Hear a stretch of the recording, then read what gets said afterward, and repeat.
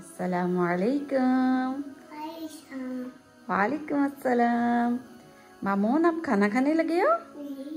खाना खाने से पहले क्या पढ़ते हैं? बिस्मिल्लाह। चलो खाना खा लो।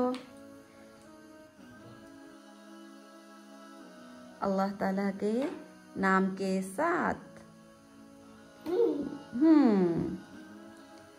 मामून, अगर शुरू में भूल जाएं तो फिर दरमियान में पढ़ते हैं ना दुआ। कौन सी दुआ पढ़ते हैं? मामा पढ़ाएं।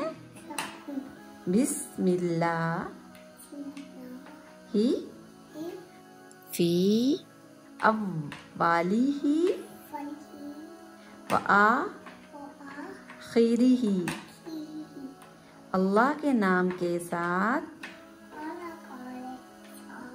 अल्लाह के नाम के साथ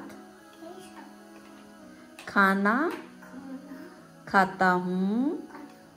इसके शुरू और इसके आखिर में। चलें, आप खा लें। Good boy.